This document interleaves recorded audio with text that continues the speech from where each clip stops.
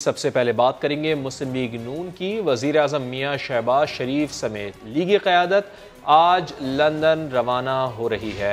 नवाज शरीफ और इसाक़ डार से मुलाकात होगी। मुल्क की तेज़ी से बदलती सियासी और मुआशी सूरत हाल के तनाजुर में क्या मुस्लिम लीग नून बड़े फैसले करने जा रही है? सवालात सर उठाने लगे हैं। वज़ीर इत्तलात मरियम औरंगज़ेब कहती हैं लीगी अरकान पार्टी कायद से मुशावरत के लिए जा रहे हैं।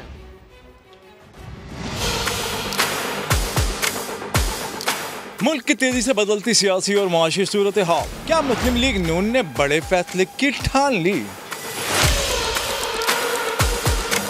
मतवारी क़यादत की अहम बैठक लंदन में होगी। नवाज शरीफ से मिलने वज़ीर आज़म शहबाज शरीफ 24 घंटे के दौरान लंदन जाएंगे। वज़ीर आज़म के हमरा वज़ीर दाखिला राना सनाउल्लाह और काबीना के अहम अरकान भी होंगे। वज़ीर आज़म शहबाज शरीफ की लीगी कायद नवाज शरीफ और साबिक वज़ीर ख़जाना इसहाक़ डार से मुलाकात में अहम फैसले भी मुतवक्के हैं। वज़ीर आज़म बैरून मुल्क एक रोज़ा क़याम के बाद वतन लौट आएंगे। उधर नवाज शरीफ से मुलाकात के बाद शाहिद खाकान अब्बासी पाकिस्तान के लिए रवाना हो गए। लीगी रहनुमा के मुताबिक उन्होंने लीगी कायद को PTI हुकूमत हटाने पर मुबारकबाद दी और कई दीगर उमूर पर गुफ्तगू भी की। पंजाब में आईनी बहरान संगीन हो चला है। गवर्नर पंजाब की बरतरफी के बाद गवर्नर हाउस के बाहर सिक्योरिटी के कड़े पहरे। उमर सरफराज चीमा ने नोटिफिकेशन मुस्तरद कर दिया है। स्पीकर चौधरी परवेज इलाही ने कायम मकाम गवर्नर बनने से इनकार कर दिया। कहा कानून की हुक्मरानी के लिए खड़े हैं। मैं अवाम के साथ आखिरी दम तक इस सिसिलियन माफिया का मुकाबला करता रहूंगा। पंजाब में सियासी बहरान हर गुजरते दिन के साथ संगीन होने लगा।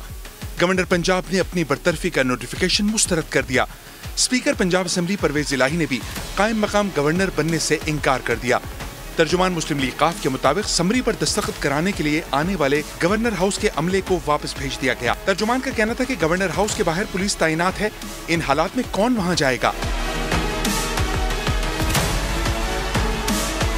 परवेज इलाही कायम मकाम गवर्नर का चार्ज लेते तो स्पीकर का ओहदा खाली हो जाता और मुस्लिम लीग नून के हिमायत याफ्ता डिप्टी स्पीकर की कुर्सी संभाल लेते, जिसके बाद दोस्त मोहम्मद मजारी असम्बली का इजलास बुलाकर परवेज इलाही के खिलाफ अदम एतमाद की कार्रवाई भी करा सकते थे।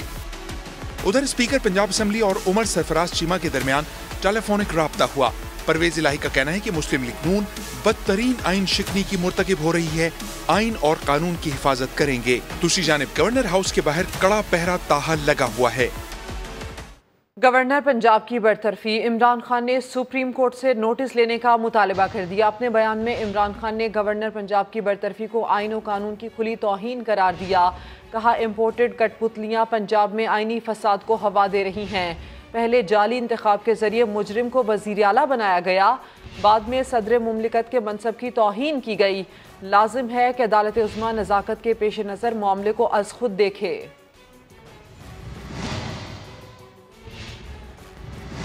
वफाकी काबीना ने गवर्नर पंजाब के मामले में सदर मुमलिकत डॉक्टर आरिफ अलवी के तर्ज अमल को बाइसे तशवीश और मावराए आइन करार दे दिया है। काबीना ने कहा है कि सदर मुमलिकत और गवर्नर पंजाब ने आइन, कानून, पार्लिमान और जमहूरियत की तौहीन की है।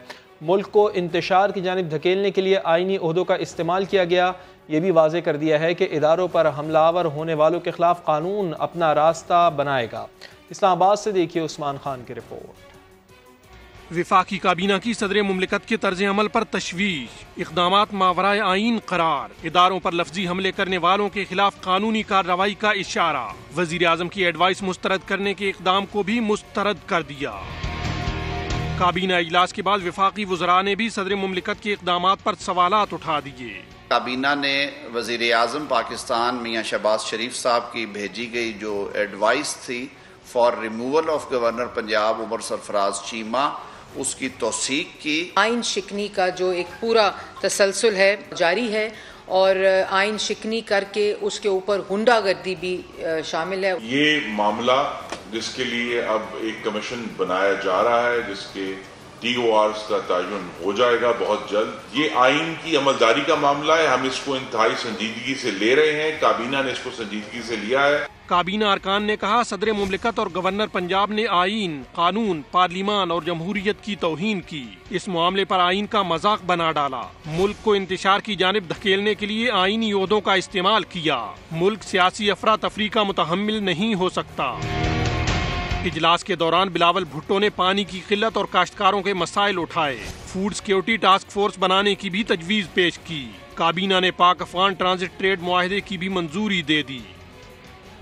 विफाकी काबीना ने गवर्नर पंजाब को हटाने की समरी की तौसीक कर दी। वज़ीर कानून आज़म नज़ीर तारड़ का कहना है कि सदर मुमलिकत और गवर्नर आइन शिकनी के मुर्तकिब हुए। कोई ओहदेदार आइनी हुदूद से तजावुज़ ना करे। मामले पर असम्बली में बहस होगी। पंजाब और मरकज़ में ख़ास तौर पे गवर्नर पंजाब और सदर मुमलिकत ने जिस तरह से आइन के हवाले से अपने इख्तियारात का ना सिर्फ नाजायज़ इस्तेमाल किया बल्कि आइन शिकनी के मुर्तकिब हुए उस पर भी अपने तहफ़्फ़ुज़ात का इज़हार किया और उसके लिए जो आइंदा का लाहे अमल है उसके लिए भी मुशावरत जो है वो जारी है कि क्या क्या स्टेप्स लिए जा सकते हैं इस सिलसिले में। उसके लिए कानूनी और सियासी मुशावरती अमल जो है उसका भी आगाज़ किया गया। वज़ीर इत्तलात मरियम औरंगज़ेब कहती हैं कि हमारे अरकान निजी दौरे पर लंदन जा रहे हैं जहां वो मियां नवाज शरीफ से मुलाकात करेंगे। इमरान खान पर तनकीद करते हुए कहा कि कारकर्दगी का सफ़ा खाली था इसलिए जाली ख़त लहराया गया। आइन शिकनी पर वज़ारत क़ानून से भी मुशावरत तलब कर ली ताकि आइंदा किसी को ये जुर्रत ना हो। ये मुस्लिम लीग नून का डेलीगेशन है, पार्टी डेलीगेशन जा रहा है कायद मोहम्मद नवाज शरीफ साहब को मिलने। मुशावरती अमल है, मुशावरती सिलसिला पार्टियों के अंदर और मुस्लिम लीग नून के अंदर ख़ास तौर पर यह सिलसिला जारी रहता है। लेकिन जो बेरोज़गार सियासी यतीम ये बातें कर रहे हैं उनकी पार्टी में क्योंकि ये मुशावरत का सिलसिला नहीं होता, वहाँ एक शख्स की ज़िद, तकब्बुर और फैसला साजी के ज़रिए पूरी पार्टी और उसी हुक्म के ज़रिए यहाँ मुल्क के अंदर आइन शिकनी भी हुई, वो तमाशा लगाया गया जो पंजाब में दोबारा हो रहा है। और ये आइन शिकनी जो है इसको किसी तरह भी बर्दाश्त नहीं किया जा सकता। और एक तो आइन शिकनी ऊपर से गुंडागर्दी, इसके ऊपर एक तफसीली मुशावरत है। कानून वजारत कानून को भी ये हदायत जारी कर दी गई है कि इसका किस तरह ऐसा सदेबाब किया जाए कि आइंदा कोई जुर्रत न करे आइन को ऊपर इस तरह हमला करने का।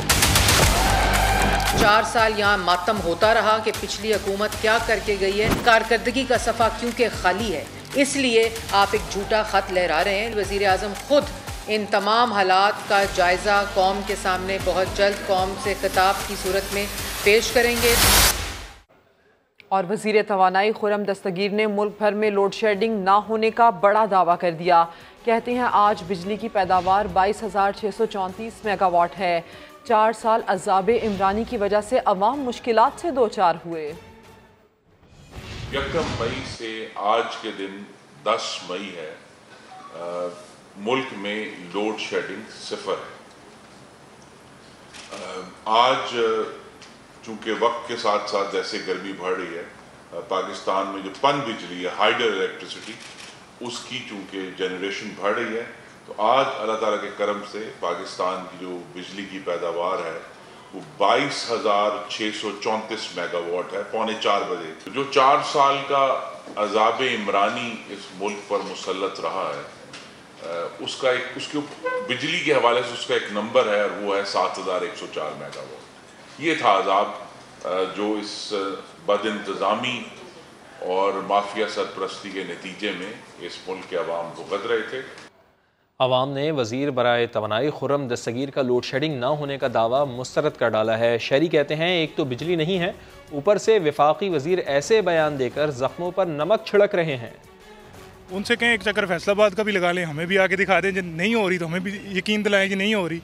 हमारे एरिया में तो बहुत ज़्यादा लोड शेडिंग हो रही है। लोड शेडिंग तो बहुत ज़्यादा है। कोयटा को तो शहर है इसमें, बाकी देहातों को आप देखो, देहातों में कम से कम 16 से 17 घंटे तक लोड शेडिंग हो रहे हैं। जो घरों में हम लोग मजबूर होकर अभी शमसी इस्तेमाल करें, जो प्लेट्स लगाए, बैटरी लगाए, बस घर पे वही चल रहे हैं। पता नहीं यार उसने कहाँ की ज़ीरो की है, उसके अपने हल्के की या अपने घर की होगी, बाकी यहाँ की तो नहीं है सक्कर की। हम लोग तो ये लोड शेडिंग के मारे हुए आप देख रहे हो, सुबह के गए अभी आए और 1 घंटा आ रही है, 2 घंटे जा रही है, ये सीन लगा हुआ है सारा। इंतखाबी इस्लाहात कमेटी के लिए तमाम पार्लिमानी पार्टीज़ को खतूत भेज दिए गए हैं। स्पीकर कौमी असम्बली राजा परवेज़ अशरफ कहते हैं कुछ पार्टियों ने कमेटी के लिए नाम दिए हैं, बाकियों को दोबारा याद दहानी करवाई है। हमने तमाम पार्लिमानी हेड्स को जो है वो खतूत लिखे हैं। आज उनको रिमाइंडर्स भी भेजे गए हैं मेरा ख्याल है कि कुछ पार्टी की तरफ से नाम हमें मौसूल हो गए हैं मेरे स्टाफ को, और बाकी जो है उनको हमने दोबारा जो है वो एक रिमाइंडर भेजा है, और हम ये चाहते हैं कि इंतखाबी इस्लाहात के लिए जो कमेटी बने उसमें तमाम पहलुओं को सामने रख कर इंतखाबी इस्लाहात इस तरह की हों कि कल अगर इंतखाबात हम कराते हैं या मुल्क में होते हैं तो उस पर किसी को भी कोई एतराज़ ना हो, कोई उंगली ना उठा सके। फराह खान और उनके शौहर एहसन जमील गुज्जर की मुश्किलात में मज़ीद इजाफा हो गया है। नैब लाहौर ने दोनों के खिलाफ रिकॉर्ड की तफसीलात तलब कर ली हैं। जारी तहकीकात के लिए मुआवनत के लिए मुख्तलिफ इदारों को खतूत इरसाल कर दिए गए हैं। लाहौर से देखिए अरशद अली की रिपोर्ट।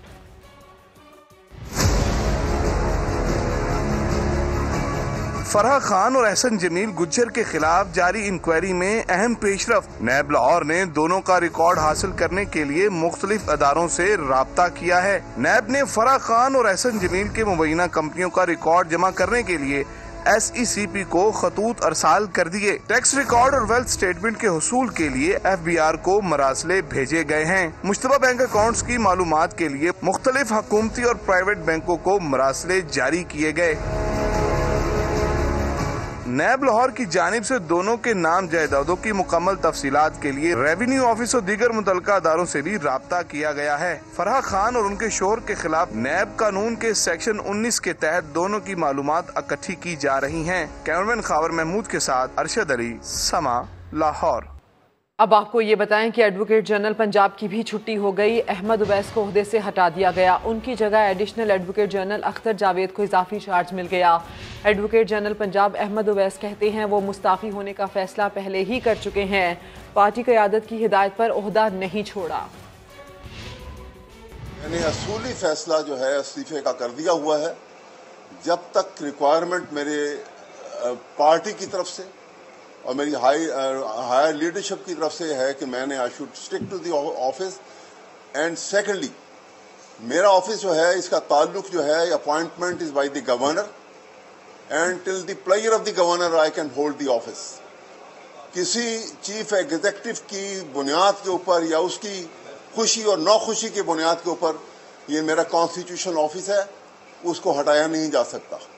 किसी के जहन में अगर यह खन्नास है कि पाकिस्तान के आइन से वो कोई बालातर है, तो ये कीड़ा अपने जहन से निकाल दे।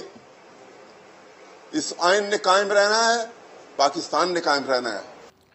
सदारती रेफरेंस पर सुप्रीम कोर्ट में समाअत के दौरान जस्टिस एजाजुल एहसन ने रिमार्क्स दिए हैं कि ताहयात नाअहली आर्टिकल 63A से नहीं 62 1F के तहत ही मुमकिन है। चंद लोगों की खरीदो फरोख्त से हुकूमत गिराने का सिलसिला बंद हो जाना चाहिए। तहरीक इंसाफ के वकील ने कहा सुप्रीम कोर्ट आखिरी उम्मीद है, फिर सड़कें और जलसे ही हैं। इस्लामाबाद से देखिए जुल्करनैन इकबाल की रिपोर्ट।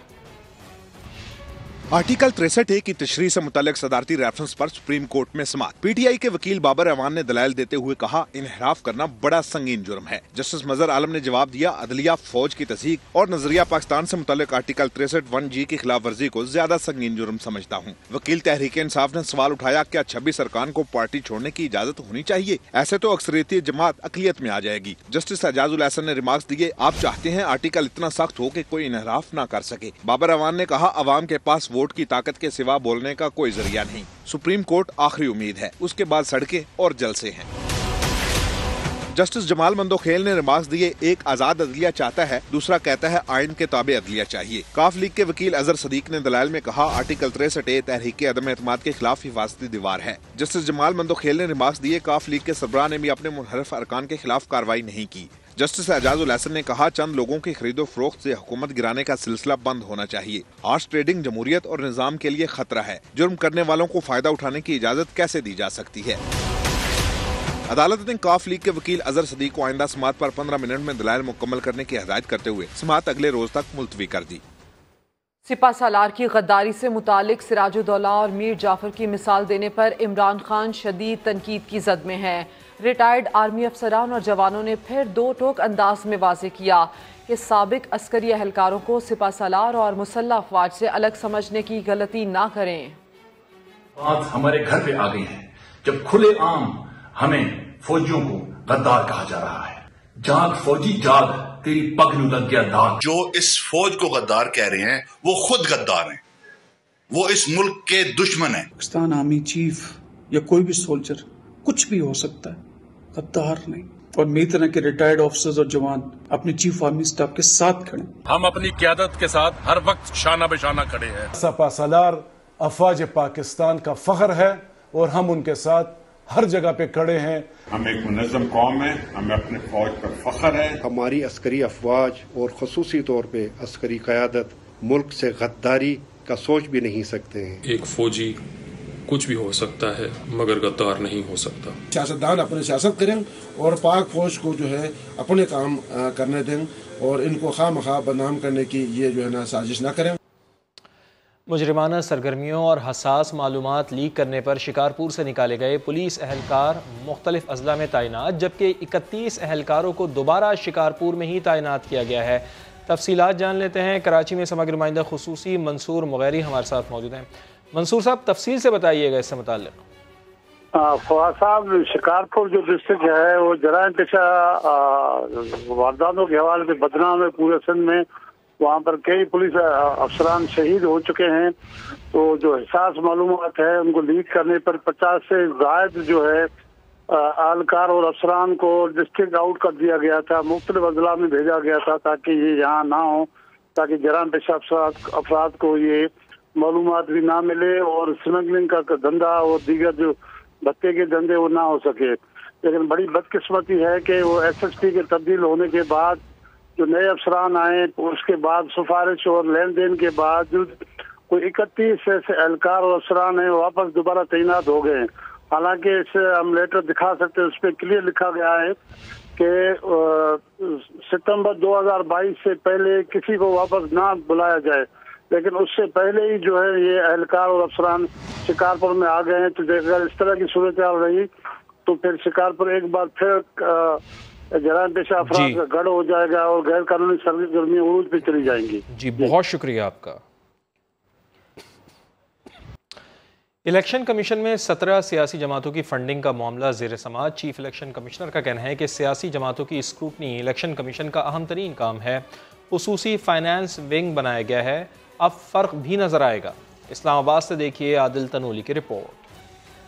इलेक्शन कमीशन में PTI फॉरेन फंडिंग केस में PTI के वकील ने बड़ी बात कह दी। दलाइल में अनवर मंसूर खान बोले PTI पर फॉरेन फंडिंग का नहीं बल्कि ममनुआ फंडिंग का इल्जाम है। जो साबित भी हो जाए तो इलेक्शन कमीशन सिर्फ ममनुआ फंडिंग की रकम जब्त कर सकता है, पार्टी तहलील नहीं कर सकता।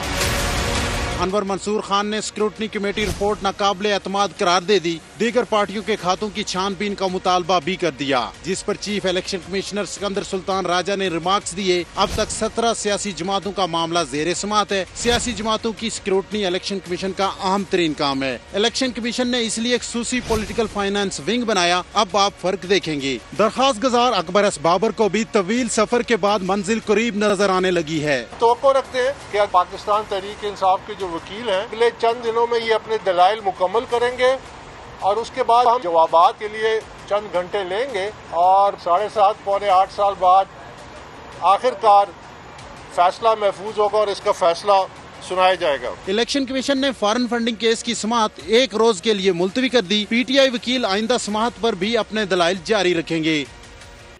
PTI ने अपने मुनहरिफ अरकान के बयानात और उनकी दूसरी पार्टियों में शमूलियत के शवाहिद इलेक्शन कमीशन में जमा करवा दिए। चीफ इलेक्शन कमिश्नर ने रिमार्क्स दिए कि तहरीक इंसाफ की दरख्वास्त काबिल समाअत भी है या नहीं, इस पर पहले फैसला करेंगे। अब्बास शबीर की रिपोर्ट देखिए। PTI के मुनहरिफ अरकान कौमी और पंजाब असम्बली के खिलाफ नाअहली रेफरेंसेस की समाअत हुई। मुनहरिफ अरकान के वकला ने तहरीक इंसाफ की जानिब से शवाहिद जमा कराने पर एतराज उठा दिया। कहा कि इससे केस मजीद तवील हो जाएगा। दरखास्त काबिल समाअत नहीं, पहले इसका फैसला किया जाए। रेफरेंस में दूसरी पार्टी में शमूलियत का इल्जाम लगाया गया, मगर ये नहीं बताया कि कौन सी जमात में शमूलियत इख्तियार की। आपके कॉल ऑफ फेल में तजाद है, टॉक शो पे जुर्रत दिखाते हैं, ऐवान के अंदर जुर्रत दिखाते हैं दूसरी तरफ बैठने की। हम इस केस को शवाहिद के साथ पेश करेंगे।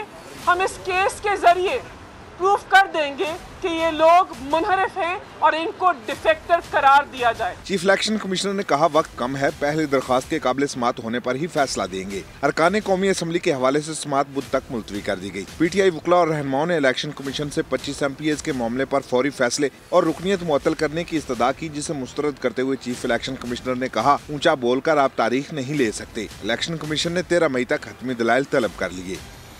करेंसी मार्केट्स में रुपए की बेकदरी का सिलसिला जोर पकड़ता जा रहा है। इंटरबैंक में डॉलर आज फिर ₹1 महंगा हो गया है, जबकि ओपन मार्केट में 190 रुपए से जायद में फ़रोख्त किया जा रहा है। तफसीलात जान लेते हैं। समा के सीनियर रिपोर्टर रिजवान आलम हमारे साथ मौजूद हैं। जी रिजवान आलम, बताइएगा कि क्या सूरत हाल है इस वक्त? डॉलर की जो है ऊंची परवाज़, ऊंची उड़ान बिल्कुल जारी है। रुपए की बेकदरी का सिलसिला जोर पकड़ रहा है। स्टेट बैंक की हम मदाखलत नहीं देख रहे हैं करेंसी मार्केटों में। यही वजह है कि आज भी जो है डॉलर जो है वो महंगा हुआ है। आज डॉलर 97 पैसे महंगा हो गया है। एक इंटरबैंक मार्केट में डॉलर की कीमत 188 रुपये 50 पैसे की बुलंद सतह पर पहुँच गई है। अपने ऑल टाइम हाई के करीब ही है डॉलर। और जबकि ओपन करेंसी मार्केट में डॉलर जो है वो 189 रुपये 50 पैसे में ख़रीदा और 190 रुपये 50 पैसे में बेचा जा रहा है। हमारे साथ मौजूद है करेंसी डीलर मोहम्मद सलीम। हम उनसे जानेंगे कि क्या वजह है कि डॉलर जो है कई रोज से मुसलसल बढ़ रहा है। सारा मसला जो है ना वो इंटरबैंक पे सारा डिपेंड है। मतलब ये कि जब इंटरबैंक बढ़ता है ना तो हमारे मुल्क में एक पैनिक सा बन जाता है। मतलब लोग जो है ना घबराहट में आ जाते हैं। लोग ये समझते हैं कि मतलब ये कि अब हमें डॉलर खरीदना चाहिए, हालांकि वो उस काबिल नहीं होता। कोई बंदा जो है ना वो डॉलर में डील नहीं करता। अब उसके लिए कि हुकूमत अगर कुछ इक़दाम करती है या इस मामले में हुकूमत अगर कुछ बेहतरी दिखाती है तो इंशाल्लाह डॉलर जो है ना वो अपनी असल पोजीशन पाएगा। और अभी आइंदा के लिए हमारे IMF से कुछ मतलब बातचीतें चल रही हैं। इंशाल्लाह पाकिस्तान उनके साथ कुछ डील कर रहा है, तो अगर उनके साथ हमारा कुछ एग्रीमेंट बन जाता है या वहाँ से हमें कोई मद मिल जाती है तो इंशाल्लाह डॉलर जो है ना वो थोड़ा सा नीचे रहेगा। अजी देखें, अभी 25 दिनों में डॉलर जो है वो 7 रुपये महंगा हो चुका है इंटरबैंक में, और इसकी कीमत 7 रुपये बढ़ने की वजह से पाकिस्तान के जो बैरूनी कर्जे हैं उसमें बैठे बिठाए 900 अरब रुपए का इजाफा हो गया है। माहिरीन का ऐसा बताना है। जी रिजवान अपडेट कर रहे थे। दूसरी जानिब महंगाई का जिन बोतल से बाहर आ गया। आटे की कीमतों में इजाफे ने अवाम को परेशान कर दिया। 10 किलो का थैला 110 रुपये महंगा हो गया। फ्लोर मिल्स एसोसिएशन का कहना है कि गंदम महंगी होने से कीमत बढ़ी। उस्मान अलीम रिपोर्ट करेंगे। चिकन और अशिया ज़रूरिया की कीमतों में इजाफे के बाद आटा भी महंगा। 10 किलो वाले थैले की कीमत में 110 रुपये इजाफा, कीमत 660 रुपये हो गई। लाहौर की मार्केटों में नए नर्ख पर फरोख्त जारी। लोगों का कहना है कोई भी हुकूमत गरीब आवाम के लिए आसानी नहीं करती। हर चीज़ महंगी होकर पहुँच से दूर हो गई है। आटे की कीमत 300-400 रुपया बढ़ गई और तो वो ऐसे लगता है कि बस कोई समझ नहीं आ रही कि हम लोग मतलब कि कैसे इसको खरीदे या क्या करें। इसके लिए सब्सिडी देगी तो गंदम इसका आटे का रेट कम होगा। अगर सब्सिडी नहीं है तो फिर 1350 रुपये का अवेलेबल है इस वक्त मार्केट में। पंजाब फ्लोर मिल एसोसिएशन के नुमाइंदे मियां रियाज का कहना है पहले गंदम 1950 अब 2250 रुपये फी मन मिल रही है, जिससे कीमतों में इजाफा हुआ। जो रमजान में पैकेज चल रहा था उसी तरह इसको भी 2 माह के लिए एक्सटेंशन दे दे तो आम गंदम की रिलीज शुरू कर दे तो अब आमको 400 रुपये में थैला अवेलेबल हो जाएगा। नहीं तो 1310 से 20 रुपये मार्केट में जो वो ओपन मार्केट के हिसाब से फरोख्त हो रहा है। ईद के फौरन बाद आटे की कीमतों में होशरुबा इजाफे ने अवाम को परेशान कर दिया। दिन भर मजदूरी फिर भी रोटी ना हो पूरी। आटे की कीमतों में इजाफे ने गरीब आवाम से 2 वक्त की रोटी खाने का भी हक छीन लिया है। कैमरामैन इशफाक बासी, कैमरा उस्मान अलीम, समा, लाहौर। यूटिलिटी स्टोर्स पर सब्सिडी के ऐलान के बावजूद कराची में ख़रीदारों के लिए सस्ता आटा और घी दस्तयाब नहीं है। मज़ीद बता रहे हैं खुर्शीद आलम अपनी इस रिपोर्ट में। हुकूमत की जानिब से यूटिलिटी स्टोर्स पर सस्ते आटे और घी की फराहमी का वादा महज दावा बनकर रह गया है। कराची भर के यूटिलिटी स्टोर्स पर शहरियों को 70 रुपए किलो वाली चीनी मिल रही है, लेकिन आटे और घी की अदम दस्तयाबी की वजह से खरीदार मायूस होकर वापस लौट रहे हैं। हर जगह अखबार और कहीं भी अख्तर कॉलोनी बड़े स्टोर पे जाओ, वहाँ लंबी लाइन लगी हुई है, खड़े खड़े आटा खत्म हो जाता है। आटा तो कभी रमज़ान में भी नहीं मिला, मिलता ही नहीं है। आटे के लिए जब भी आओ, जब कभी आटा मिला, आटा आता है और फ़ौरन ही ख़त्म हो जाता है। मैं आटा लेने आया था और सस्ता घी लेने आया था। चीनी तो मौजूद है लेकिन आटा और घी मौजूद नहीं है। घी, चीनी, आटा, बस ये 3 चीज़ें हैं कि जिसकी वजह से यहाँ रश होता है। अगर ये 3 चीज़ें भी नहीं मिलेंगी तो फिर इस यूटिलिटी स्टोर खोलने का क्या फ़ायदा होगा। स्टोर मैनेजर कहते हैं हुकूमत कोशिश कर रही है, सस्ती अशिया की किल्लत का मसला जल्द हल हो जाएगा। चीनी सर आ चुकी है, जैसी घी वगैरह और आटा वगैरह इंशाल्लाह प्रोसेस होता है सर। गवर्नमेंट का ऐलान हो चुका है, लेकिन इंशाल्लाह 2-3 दिन के अंदर प्रोसेस जैसे कंप्लीट होगा, उम्मीद है कि इंशाल्लाह घी जैसे रमज़ान में आ रहा था, आटा आ रहा था, इस तरह इंशाल्लाह ये तीनों चीज़ें मौजूद होंगी इंशाल्लाह। हुकूमत ने जून तक यूटिलिटी स्टोर्स पर सस्ते आटे, घी और चीनी की सहूलत फराहम की है, लेकिन इस सहूलत से फ़ायदा उठाने के लिए स्टोर्स पर ज़रूरी अशिया की अदम दस्तयाबी ने हुकूमती ऐलान पर सवाल उठा दिए हैं। कैमरामैन फरहान यूसुफ के साथ खुर्शीद आलम, समा, कराची। कराची में ईद के फ्लॉप तरीन शॉपिंग सीजन ने दुकानदारों का भट्टा बिठा दिया। माल फरोख्त ना होने की वजह से बेशतर दुकानदार मकरूज हो गए। रिपोर्ट करेंगे रिजवान आलम।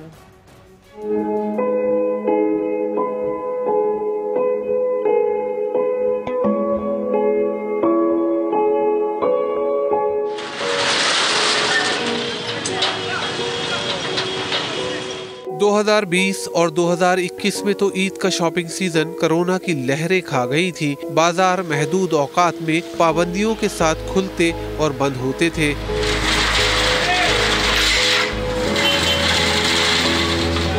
2022 में ताजरों को उम्मीद थी कि उन्हें 2 साल के बाद सीजन लगाने का मौका मिलेगा, मगर हुआ इसके बिल्कुल बरक्स। सदर हो या तारिक रोड या फिर हैदरी, चांद रात में भी सीजन की रौनक देखने को न मिली।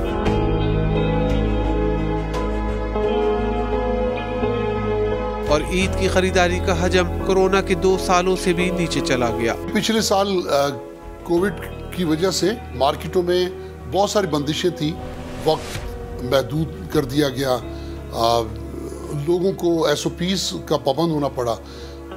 उसके बावजूद 30 अरब रुपए का एक मार्केट में फिगर आया, लेकिन ये रवां साल वो घटकर 25 अरब तक महदूद रह गया। मैं समझता हूँ कि ईद सीजन 50 अरब से कम नहीं होना चाहिए। जिस तरह कराची की आवाम है, 2-2.5 करोड़ में 1 करोड़ लोग तो नए कपड़े खरीदते हैं, बच्चों के लिए, खवातीन के लिए। तारिक रोड शहर का वो तिजारती मरकज है जो कपड़ों और जूतों की खरीदारी के लिए शहरियों की पसंदीदा जगह है, मगर यही तारिक रोड पहली बार ईद के सीजन में भी रश न ले सका। ये कराची का हब है, hub Tariq road main hub. हमारे साथ अल्लाह चौरंगी जिले को 4 महीने हमारे साथ तमाम मार्केट हमारे साथ है, हमसे सब राब्ते में रहते हैं। तो फ़ोन करते थे कि हमें कारोबार कैसे, कोई हैदरी वाला फ़ोन कर रहा है, कोई तारिक सदर वाला फ़ोन कर रहा है, कोई क्लिफ्टन वाला फ़ोन कर रहा है। क्लिफ्टन में मेरी शॉप है, बच्चे वहाँ पे भी कारोबार थे। कारोबार कहीं भी नहीं था। चांद रात तो ऐसे लगे चांद रात है ही नहीं। मैं अपनी लाइफ के अंदर ऐसी चांद रात कभी देखी नहीं है मैंने। कराची में कॉस्मेटिक, होजरी और दीगर जनरल आइटम्स की होलसेल मंडी बोल्टन मार्केट के ताजरों का भी बुरा हाल है, जो पहले ही डॉलर की कीमत में इजाफे से परेशान थे। हम ईद के लिए जो आइटम इंपोर्ट करते थे उसमें हमें काफ़ी नुकसान हुआ है, बोल्टन मार्केट वालों को स्पेशली, क्योंकि जो ईद के सीज़न पे आइटम बिकते थे वो इस दफ़ा डॉलर की वजह से सिचुएशन आउट हुई है, तो इस वजह से काम भी मार्केट का जो है बैठ चुका है बिल्कुल बुरी तरीके से, और जो पोजीशन है वो इस वक्त बिल्कुल भी अच्छी नहीं गई। जो हमने हर साल जो कंटेनर इंपोर्ट करते थे उसके मुताबिक हमने जो है ना 40% सिर्फ कंटेनर इंपोर्ट किए हैं, 60% हमने कंटेनर इंपोर्ट नहीं किए। ताजिर तंजीमों के फराहम करदा अदाद शुमार के मुताबिक साल 2015 तारीख का बेहतरीन ईद सीजन था, जिसमें रमजान में की गई खरीदारी का तखमीना 70 अरब रुपए तक रहा था, और इसके बाद हर साल इसमें बतदरीज कमी आती चली गई। ताजिर नुमाइंदों का कहना है कि तिजारती हब कराची के शहरियों ने इस साल ईद पर गुज़िश्ता 10 सालों के मुकाबले में सबसे कम ईद की खरीदारी की है। ताजिर ईद सीजन का कबाड़ा होने की सबसे बड़ी वजह महंगाई को करार दे रहे हैं, जिसमें सियासी अदम इस्तेहकाम ने भी अहम किरदार अदा किया है। 2 सूरत हाल की नज़र हुआ जो 2022 में हमने देखा कि लोगों की क़ुव्वत ख़रीद बदतर हो गई, अशियाए खुर्द नोश महंगी होती चली गई। पिछले 3 सालों में देखें लोगों का बजट आउट हो गया। अगर कोई 20,000 में गुजारा करता था तो बढ़ते बढ़ते वो 40 तक पहुंच गया। दूसरा जो संगीन सूरत हाल सियासी अबतरी की रही। परचेजिंग पावर, इतनी महंगाई इतनी बढ़ गई थी, लोग खरीदे कुव्वत से कम हो गए महंगाई की वजह से। खरीदे कुवत लोगों पर थी नहीं। जिसकी 25,000 30,000 तक का तो काम कर ही नहीं सकता था, वो अपना राशन खरीदेगा, स्कूल की फीस भरेगा, किराया देगा, बिजली का भी कहाँ से करे। ज्यादातर दुकानदार इस बात से परेशान हैं कि उन्होंने अच्छा ईद सीजन लगने की उम्मीद पर उधार पर माल ला कर रखा था। ताजिर जिन्हें अपने अखराजात पूरे करने हैं, तनख्वाहें देनी है, जिन लोगों से माल उठाया उनको पैसे देने हैं, ताजिर इस वक्त जितना परेशान है शायद पिछले 5 साल में इतनी ज्यादा मुश्किल का शिकार नहीं था। ईद के इस खराब सीजन के बाद ताजिरों को मुस्तकबिल के हालात भी अच्छे नजर नहीं आ रहे हैं। अगर सूरत हाल यही रहती है तो मैं समझता हूँ कि पाकिस्तान उन ममालिक की सफ में आ जाएगा जिसके अवाम को सिर्फ रोटी की फिक्र होगी, तन पे कपड़ा हो ना हो। आपके सामने सोमालिया और ऐसे अफ्रीकी ममालिक की मिसालें मौजूद हैं। तो अभी तो और भी असरा ज़्यादा होगा, अभी और महंगाई होगी, महंगाई कम नहीं होगी। डॉलर 200 रुपये का डॉलर जाएगा, लिख लेना मेरी बात या डॉलर 200 से नहीं 200 तो ऊपर ही जाएगा डॉलर, और महंगा होगा। पेट्रोल के डीजल के दाम बढ़ के तो और ज़्यादा महंगाई होगी, महंगाई कम नहीं होगी। ये जो चूचू का मुरब्बा है इससे फ़र्क कुछ भी नहीं पड़ेगा। मैं सियासी आदमी नहीं हूँ, लेकिन अंदाज़ा सोच समझ पड़ती है कि आगे जगह क्या होगा। जहां रिकॉर्ड महंगाई और मुल्क की सियासी सूरत हाल ईद सीजन पर असरअंदाज हुई, वहीं ईद से कबल शॉपिंग और ऑनलाइन खरीदारी करने का बढ़ता हुआ रुझान भी ईद शॉपिंग पर मनफी असर डालते नजर आए। कैमरामैन सनाउल्लाह के साथ सैयद रिजवान आलम, समा, कराची। उधर जेलों में पाकिस्तान तहरीक-ए-इंसाफ सियासी पावर शो करने जा रही है। कुछ ही देर बाद इमरान खान कारकुनान का लहू गरमाएंगे। समा के नुमाइंदे इम्तियाज़ बेग हमारे साथ मौजूद हैं। इम्तियाज़, बताइएगा कि क्या सूरत हाल है जलसागाह में, और इमरान खान साहब कितनी देर में खिताब करेंगे?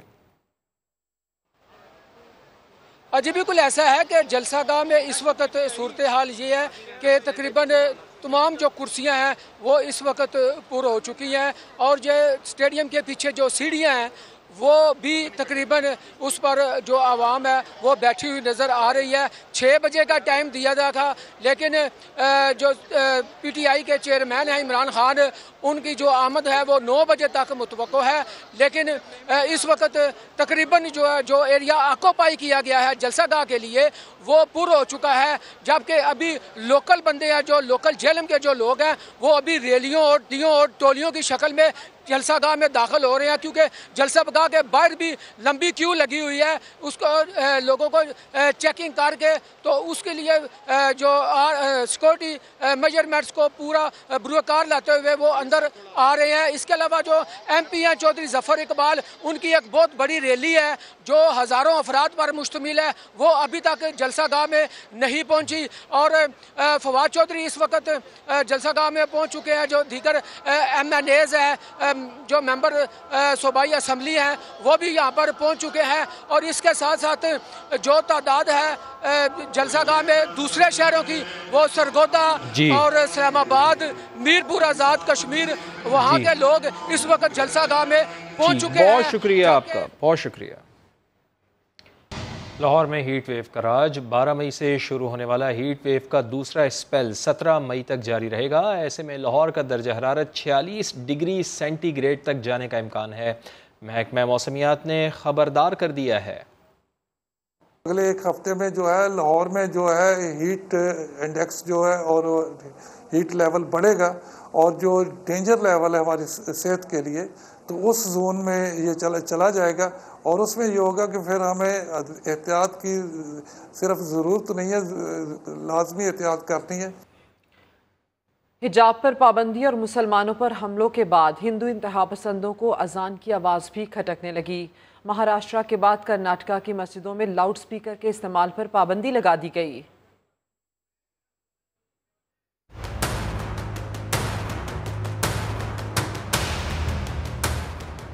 न्यू कराची में मादर मिल्लत के नाम से मंसूब कॉलोनी के मकीन सख्त गर्मी में पानी की बूंद बूंद को तरस रहे हैं। फातिमा जिन्ना कॉलोनी के बच्चे हर रोज कैन उठाए पानी की तलाश में निकलते हैं, लेकिन कामयाबी कम ही मुकद्दर बनती है। पानी नहीं आ रहा ना, ये हमारे इलाके के अंदर लोग आते हैं, ये बच्चे आते हैं पानी भरने के लिए, पानी इनको नहीं मिल रहा। और बोरिंग बहुत नीचे जा चुकी है इसकी, तकरीबन 3 साल होगा इसमें पानी नहीं आ रहा। मीठा पानी तो दूर, खारे पानी का हुसूल भी जुए शीर लाने के मुतरादिफ है। ज़ेरे ज़मीन पानी 150 फुट से भी ज्यादा नीचे जा चुका है, जिसको निकालना हैंड पंप के बस की बात नहीं। यूं तो मीठे पानी की फराहमी के लिए फिल्ट्रेशन प्लांट भी है, लेकिन पानी की सप्लाई न होने के बायस वहाँ भी वीरानी के डेरे हैं। खवातीन और अहले इलाका परेशान हैं कि घर का चूल्हा जलाएं या पानी खरीद कर डलवाएं। 3 महीने से पानी नहीं आ रहा। रमजान में हमने ऐसे निकाले, अल्लाह अल्लाह करके निकाले। शर्म गैरत नहीं आती, बाल बंद किया हुआ इन लोगों ने। पानी आ ही नहीं रहा, 5-6 महीनों हो गए पानी, रमजान हो गई पानी जला रहे हैं। इतनी कमाई तो है नहीं, 300 रुपए लेकर आते हैं, पानी जलाएंगे खाएंगे। भाई इस इलाके में तो बहुत शार्ट है पानी, मस्जिदों में पानी नहीं है, घरों को तो अलहदा रहा, मस्जिदों में पानी नहीं है। फातिमा जिन्ना कॉलोनी के बासी खूब जानते हैं कि उनके हिस्से का पानी चोरी करके उन्हीं को बेचा जा रहा है, लेकिन वो इस हठधर्मी के सामने बेबस हैं। सिर्फ टैंकर जो है यहाँ पर आ रहे हैं और टैंकर माफिया जो है वो हमारा ही पानी चोरी करके हमें ही बेच रहे हैं। पानी आता है नागन पे ही, वहीं से ही पानी बेचते हैं, टैंकरों में भर भर के टंकियों में, और हम टंकियाँ डलवाते हैं। टंकी 600 रुपये की 700 रुपये डलती है। जब तक नॉर्थ कराची का पानी का PSI मतलब उसका प्रेशर जब तक 14 पाउंड नहीं होता, ये हालात ऐसे ही रहेंगे और गरीब पानी से तरसते रहेंगे। पानी के लिए बिलखते फातिमा जिन्ना कॉलोनी के रिहायशियों का सब्र जवाब दे चुका है। इलाका मकीनों ने धमकी दी है कि सूरत हाल मजीद चंद रोज बरकरार रही तो वह सड़क पर धरना देकर ट्रैफिक बंद कर देंगे। कैमरामैन M कामरान के साथ खुर्शीद आलम, समा, कराची। कौमी क्रिकेट टीम के ओपनिंग बैट्समैन इमामुल हक का कहना है कि उन्हें कुमार संगाकारा का बैटिंग स्टाइल और विराट कोहली का एग्रेशन पसंद है। उन्होंने कहा कि हुकूमत की तब्दीली का असर क्रिकेट बोर्ड पर नहीं पड़ना चाहिए, क्रिकेट को सियासत से दूर रखा जाए। शादी के सवाल पर कहा कि 1 से 1.5 साल में शादी हो जाएगी।